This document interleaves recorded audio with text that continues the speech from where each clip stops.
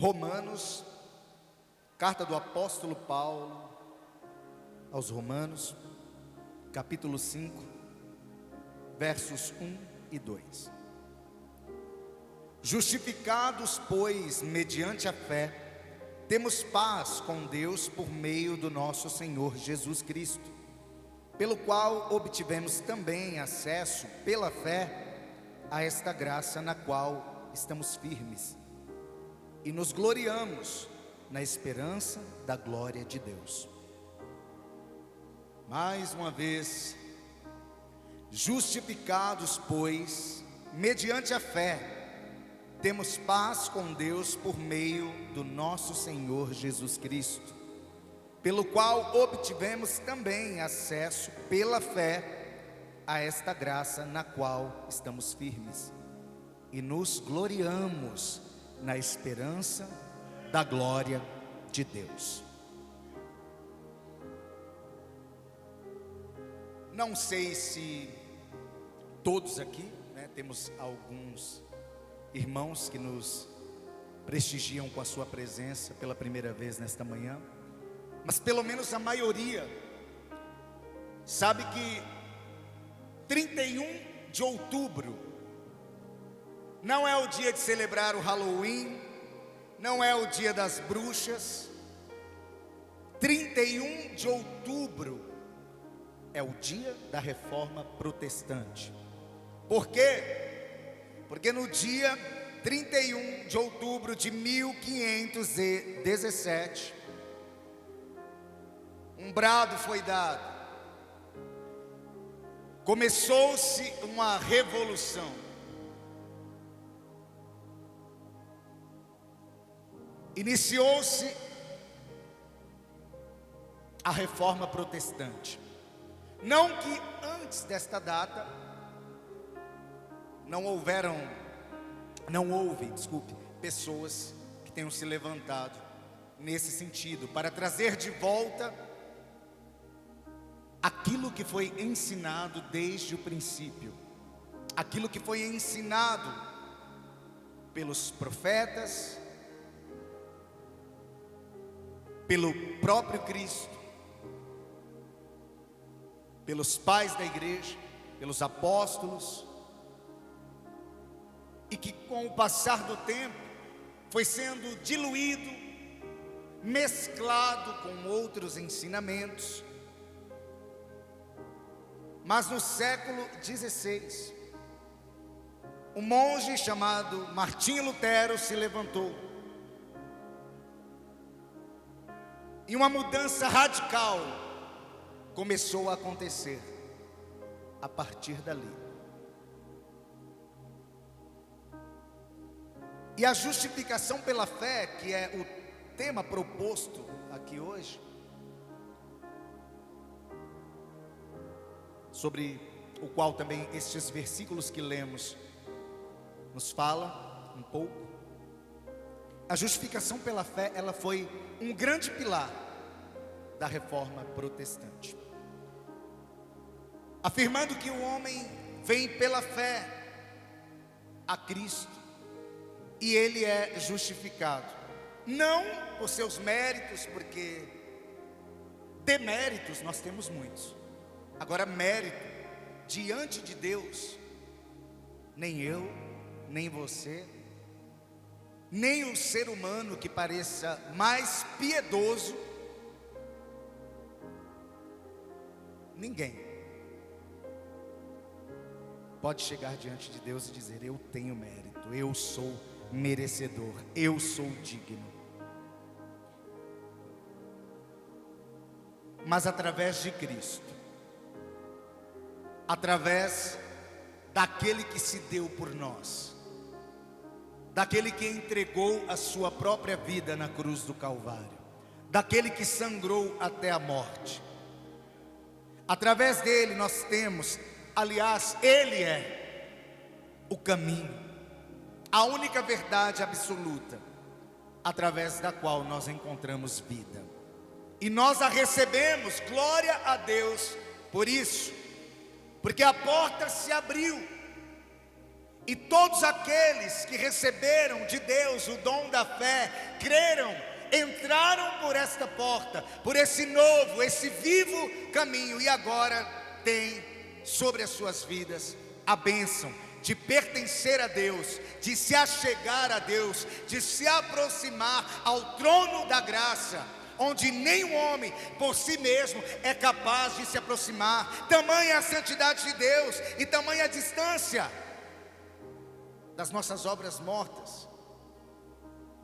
Não temos mérito nenhum, irmãos. Não podemos realizar coisa alguma nesse sentido.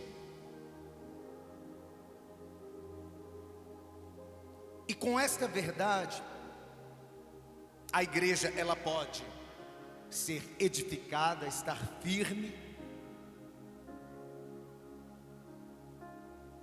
e sob a ausência dessa verdade, a igreja desmorona, ela cai. Ninguém é digno. Vocês não são dignos. Eu não sou digno. E há uma íntima ligação entre justificação e perdão. Guarde isso. Há uma íntima ligação entre justificação e perdão.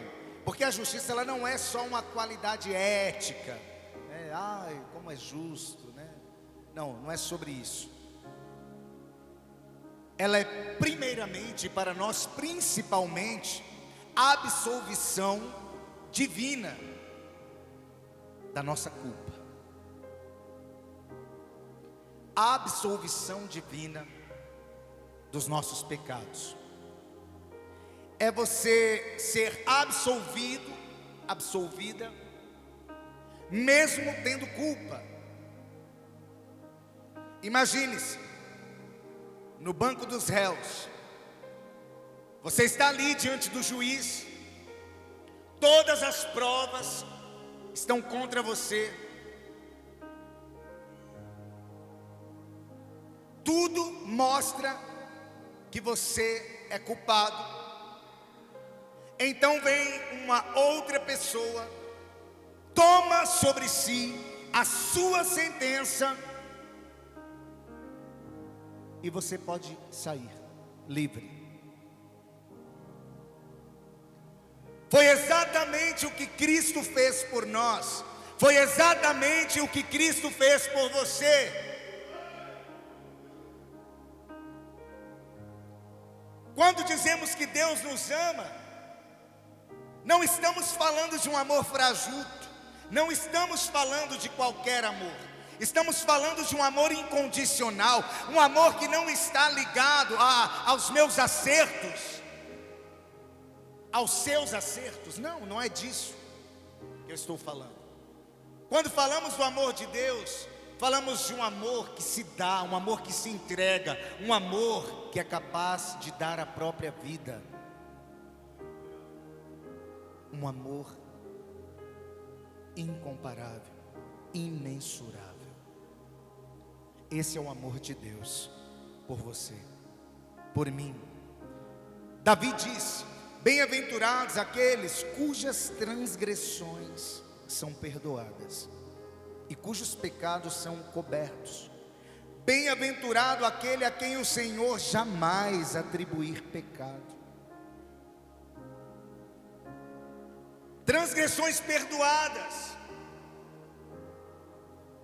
pecados cobertos, não pelo sangue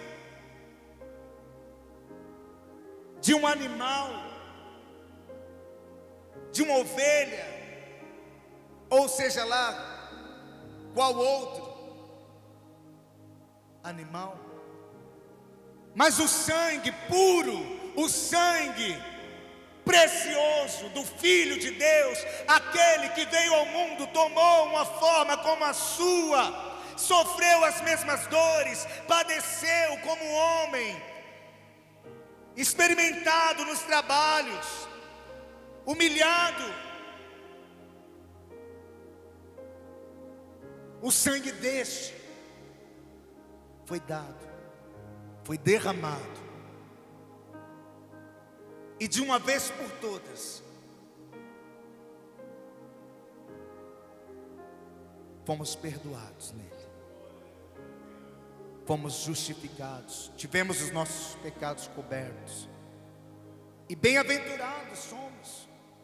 Bem-aventurado é você que recebeu essa dádiva, que recebeu esse dom gratuito vindo do próprio Deus, um presente, sem merecer.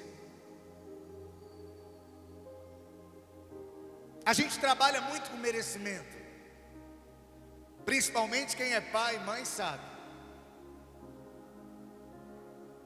Eu queria uma bicicleta, você não está merecendo. Eu queria aquele Xbox, você não está merecendo. Deus não trabalha assim. E tolo é aquele que pensa que pode merecer alguma coisa da parte de Deus. Não merecemos nada senão a sua ira, mas Ele, através de Cristo,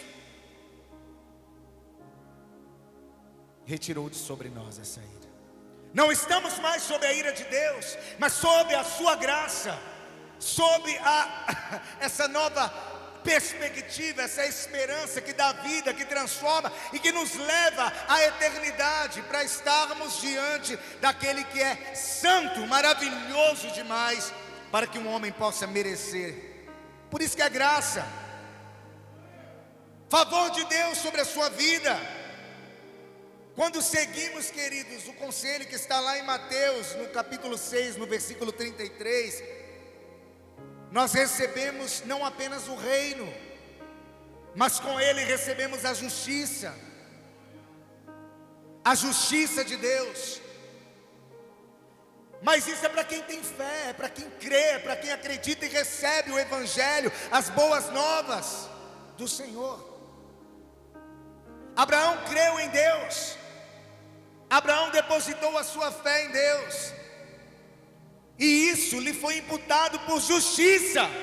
Nós cremos em Cristo e essa justiça é sobre nós. Quando nós cremos, quando recebemos essas verdades, somos transformados por ela, então somos justificados pela fé no Filho de Deus, pela fé no Filho de Deus. Para alguns isso é escandaloso, não é? Como assim? Ele era digno do inferno, ela era digna do inferno, como assim? Algumas pessoas até brincam com essa situação.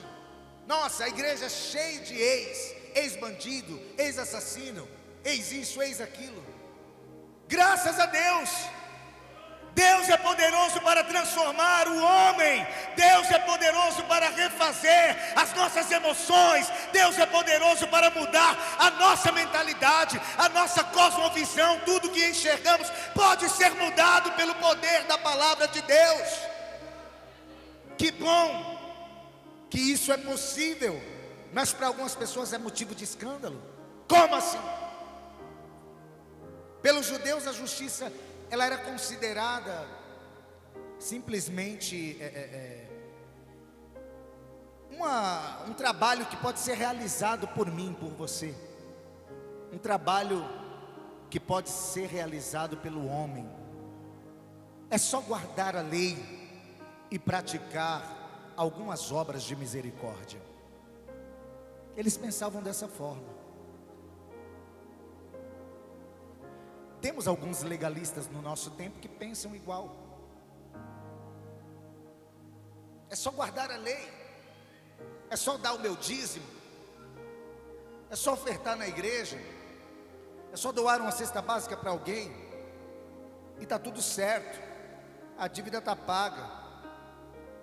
Mas quando nós nos atentamos para o ensinamento de Jesus, então há um contraste muito grande, muito grande mesmo, um enorme contraste na verdade. Pois ele afirma que a justiça é tanto uma exigência como uma dádiva do próprio Deus. Ou seja, você não pode alcançar isso sozinho. Ninguém pode ser declarado justo à parte de Cristo. Absolutamente ninguém. Isso é simplesmente impossível. Gálatas capítulo 3, no verso 11, diz o seguinte: é evidente que, pela lei, ninguém é justificado diante de Deus, porque o justo viverá pela fé. Pela lei, ninguém pode ser justificado diante de Deus.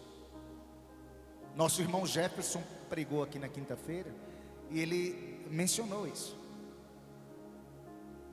A lei, ela só está aí para mostrar que nós não merecemos nada, que nós falhamos, que nós somos incapazes. Queridos, nós pecamos não somente em ações, mas pecamos no pensar, pecamos no falar, no agir, né? E pecamos quando somos omissos. Eu não estou mexendo com ninguém, eu não estou, né? Está tudo bem, né? Mas a palavra de Deus diz: aquele que pode fazer o bem e não faz, esse peca. Ninguém é isento. Não tem ninguém que escape dessas verdades. Jesus ensinava o oposto desses rabinos. Ora, eu não estou dizendo aqui que nós não devemos observar a lei de Deus. Não é sobre isso. Deus tem seus padrões, Deus tem as suas exigências. E para nós, que somos filhos, Ele como Pai, certamente nos corrigirá. Mas nós não vamos acertar em todas. Não vamos acertar sempre. Mas é esse relacionamento, como eu já mencionei, de pai e filho. Ele vai nos ensinando, Ele vai nos mostrando, Ele vai nos fazendo amadurecer. E isso é algo que vai acontecendo de fé em fé, dia após dia, degrau após degrau. É um trabalhar de Deus na nossa vida. E Ele trabalha o nosso coração de forma que nós entendemos quando nós falhamos. Aquele sentimento de que não era para eu ter feito isso. É o Espírito Santo de Deus falando conosco. É o nosso Pai mostrando: olha, você falhou aqui. Mas Ele não nos abandona, Ele continua trabalhando, porque aquele que começou a boa obra na sua vida, na minha vida, Ele é fiel. Ele não desistirá, Ele vai até o fim. Ele completará esta obra que Ele começou na sua vida. Creia nisso. E essa justiça da qual eu tenho falado, ela excede a justiça dos escribas, né, dos mestres da lei, dos fariseus, dos líderes religiosos, enfim. Ela excede a justiça humana. Está muito além, muito, muito além. Jesus, Ele nos ensina a renunciar a essa justiça autorrealizável, né? Que eu posso fazer, eu posso realizar. Precisamos ser, novamente usando o exemplo dos nossos filhos, precisamos ser como crianças que não têm absolutamente nada e precisam receber tudo. É assim que chegamos diante de Deus, sem nada. Tem gente que acha que merece ser salvo. Não mexe comigo não, eu sou a menina dos olhos de Deus. Se tu te atrever, eu oro e Deus vai fazer e acontecer. Não é bem assim, não. Eu mereci ser salvo. A única participação do ser humano na salvação foi o pecado, a necessidade de ser salvo. A gente entra com essa parte, o resto é com Deus. A gente não tem nada e a gente precisa reconhecer isso e chegar diante de Deus como quem não tem nada e precisa receber tudo. Mas os escribas, né, os religiosos, eles não estavam dispostos, né, a reconhecer isso. Eles estavam cheios demais, né, orgulhosos demais, eram soberbos, né, conheciam a lei, guardavam a lei e os profetas e tudo mais, né?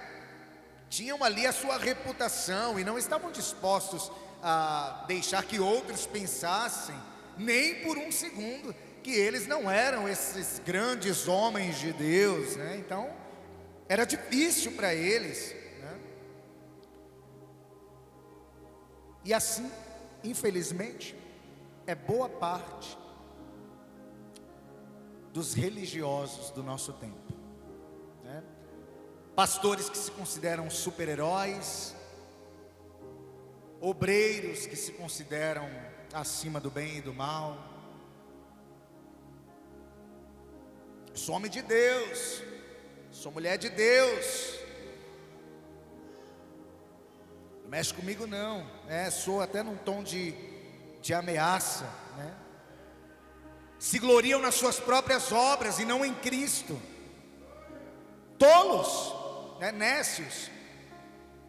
Isso me lembra a situação da igreja na Galácia. O apóstolo Paulo teve que escrever uma carta.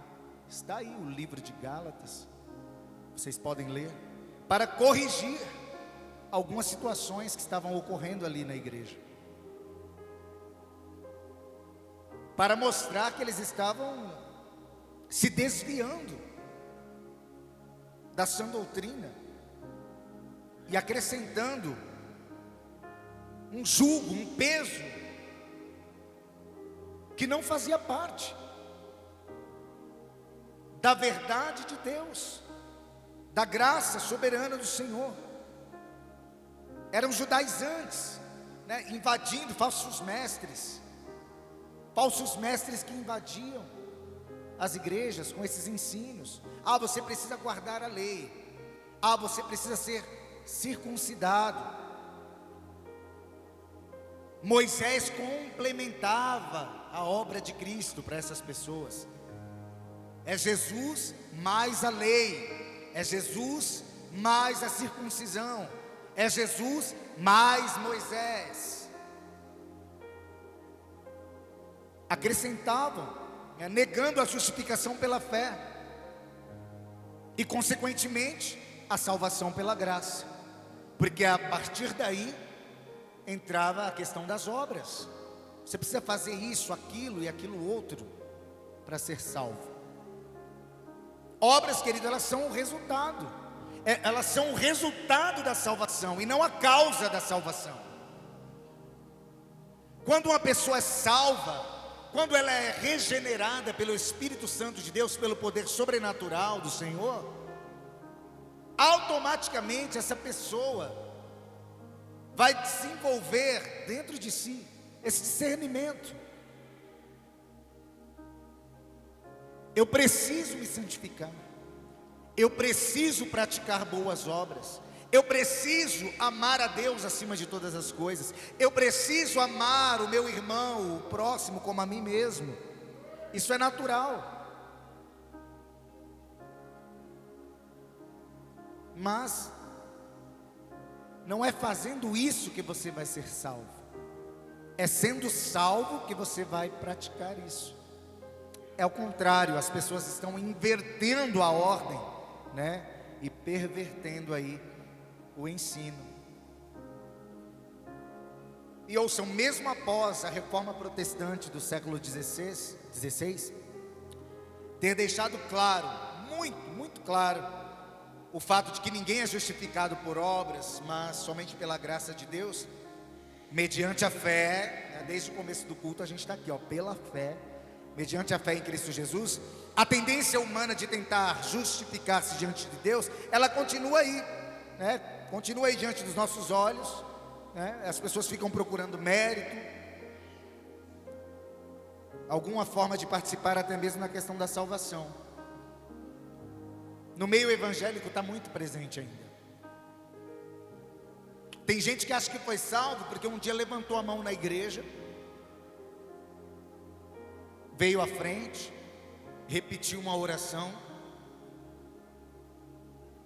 e ninguém pode declarar outra pessoa salva senão Cristo.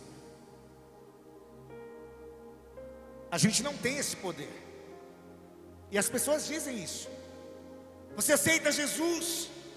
Erga suas mãos, venha até aqui à frente, eu vou orar por você. E ali declaram aquelas palavras e dizem: agora você está salvo, agora o seu nome está no livro da vida. Quem deu autoridade ao homem para dizer tal coisa? A palavra de Deus é clara. O livro foi escrito antes da fundação do mundo. Os nomes que eram para estar lá já estão. Deus nos declara salvos, não o homem. É certo que Deus, nos escolhe na eternidade, mas Ele nos chama no tempo.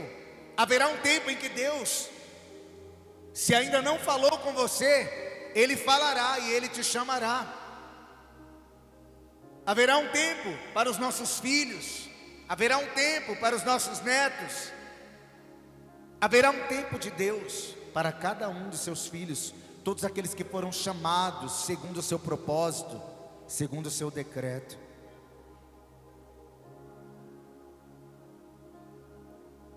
Não é porque fizemos uma oração um dia que somos salvos. Preste bem atenção, eu sei que algumas pessoas aqui já foram de igrejas que têm essa prática. E aí no domingo, tem aqui na frente 10, 15, 20 pessoas que aceitaram Jesus.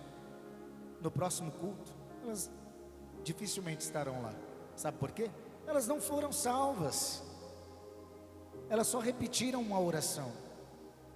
A palavra de Deus diz: conhecereis a verdade e a verdade vos libertará. Quando somos encontrados pela verdade do Evangelho e somos regenerados pelo Espírito Santo de Deus, isso não é obra da mão de homens, de pastores, de líderes, isso é obra exclusiva de Deus. E eu não preciso estar aqui na frente, às vezes você vai estar lá no teu quarto. Percebe?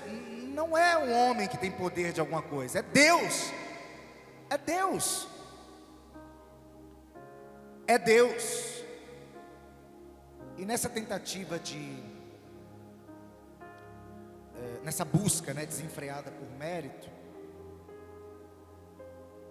algumas coisas são acrescentadas ao Evangelho, como os falsos mestres na Galácia estavam fazendo. Depois vocês leiam esse livro, não é muito longo, dá para vocês lerem nesta semana, vocês vão perceber algumas coisinhas, e vai ficar muito mais claro para vocês. Mas eu vou citar alguns exemplos de hoje, tá? A guarda de determinados dias. Tem pessoas que dizem que você precisa guardar determinado dia da semana para que você seja salvo. Realização de rituais, campanhas e promessas. A maioria de nós vem de um contexto onde tinha-se muito essa prática de campanhas, venha 7 dias que Deus vai fazer isso, mais 7 dias e Deus vai fazer aquilo. Não, se Deus quiser fazer hoje, Ele vai fazer hoje. Se Ele quiser fazer daqui 5 anos, Ele vai fazer daqui 5 anos. Se Ele quiser fazer quando você estiver no leito de morte, Ele vai fazer quando você estiver no leito de morte. Deus não trabalha conforme o nosso tempo, a nossa pressa, a nossa vontade. Deus não recebe ordem de homens. Não é assim que funciona. Então esquece esse negócio de campanha, de promessa.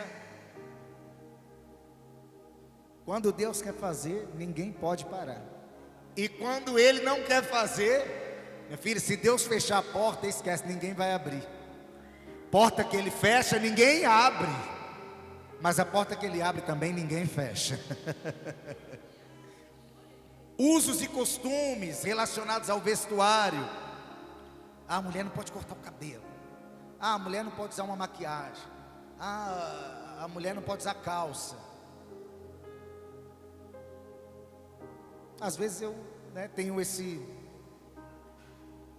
estereótipo, aquela caricatura de como deve ser um cristão.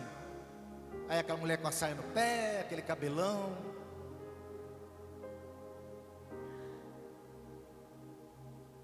Mas dentro, como que está? Como que está o interior? Será que estamos como aqueles religiosos para os quais Jesus olhou e disse: vocês são como sepulcros, por fora estão tão bonitinhos, tão ajeitados, mas por dentro estão podres. Podres. Obediência cega a hierarquias.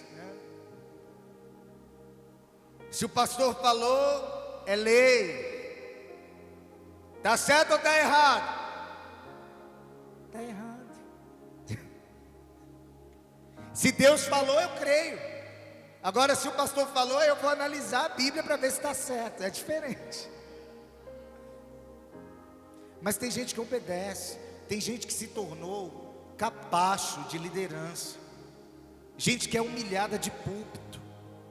Eu já fui muito, irmãos. Já passei vergonha assim diante de toda a igreja. Se eu estou aqui ainda, eu tenho certeza que é porque Deus tem dado graça. Está aqui a Débora, minha esposa, nós já congregamos juntos em outros ministérios. E elas podem dizer que eu não estou mentindo. Inclusive já passaram por situações talvez piores do que as minhas. Mas tem gente que acha que isso é de Deus. Queridos, Deus te chamou para a liberdade. Deus te chamou para andar na presença dEle. Deus te chamou para te encher com a verdadeira alegria, que é o próprio Cristo. Deus te chamou. Se desliga desse sistema que te humilha. Humilhai-vos somente diante de Deus. Diante de Deus. E essa reintrodução de símbolos e práticas judaicas nos cultos. Aí vai fazer uma festividade, aí entra aquela arca da aliança, e todo mundo eufórico, aí toca aquele chifre, aquele chofar. Meu Deus, a presença de Deus está aqui. Quando nós lemos sobre como deve ser o culto no Novo Testamento, não tem nada disso. Depois nós queremos olhar para os católicos e acusá-los de que eles são idólatras. Quando nós nos prostramos diante de arcas, achamos que a presença de Deus está porque um chifre foi soprado.